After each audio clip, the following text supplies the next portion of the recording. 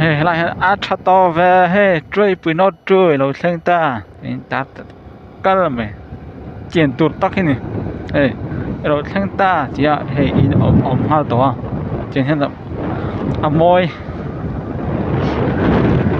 chân khát quá chân rồi sang ta chỉ là cà phê cái là ngay xin nó chỉ có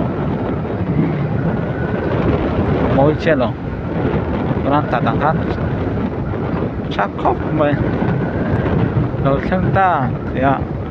in hai để đấy mấy anh thì khăn trôi bụi nó true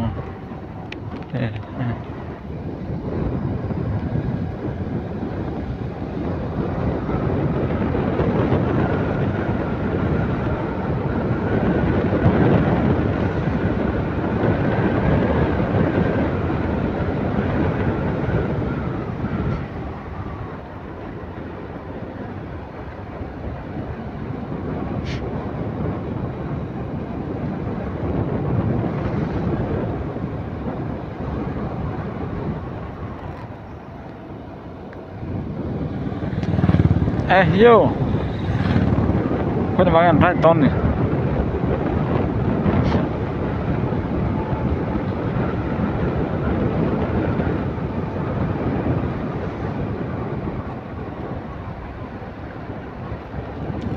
cả con hết chặt tạo khắp mấy mà rùm tắc này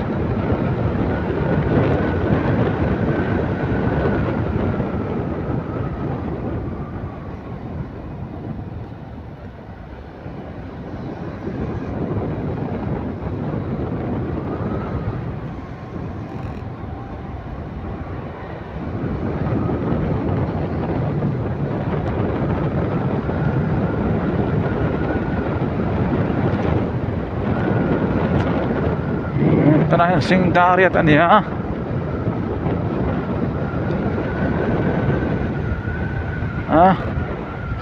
nampak ni po lalang ni lo lát meh dari ta po vào to này scooter chú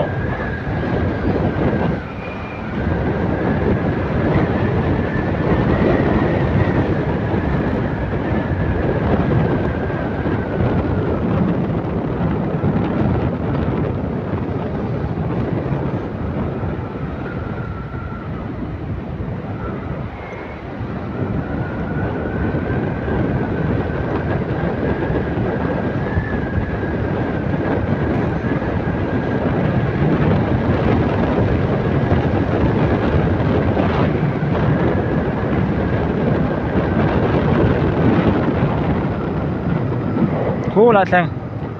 anh lạng tao extend tầm trên năm mun sáng khác anh lạng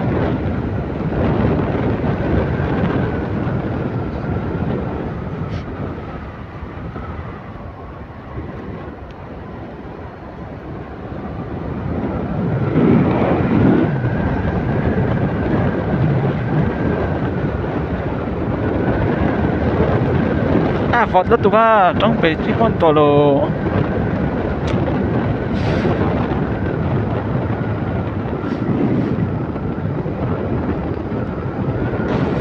lại ôn thì set nhộm rất mấy he phải khóc mấy ạ khóc chuyện pha đấu trò đây ha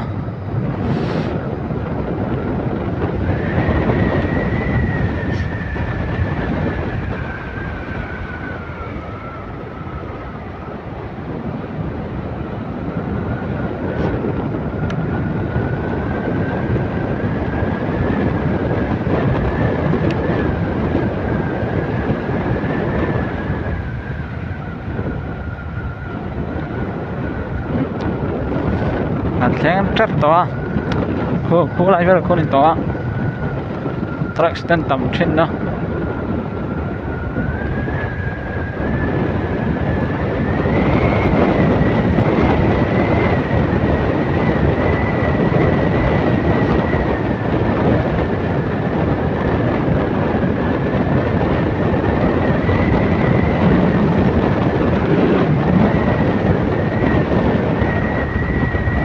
lại ha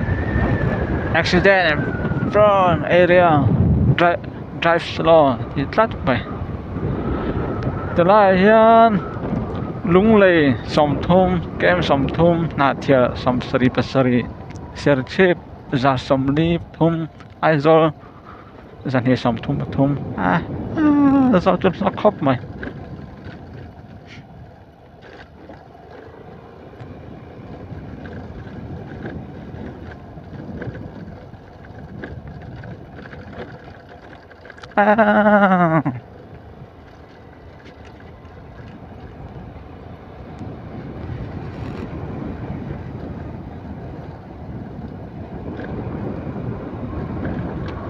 này cho bạn đến về luôn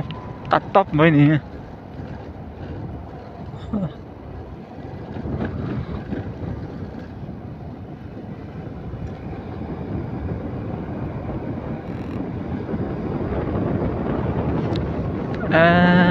để cho bạn đến về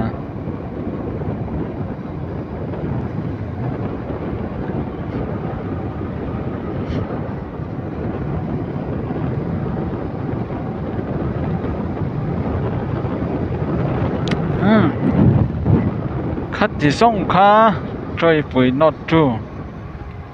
bạn vlog của thầy chú này là post này là sao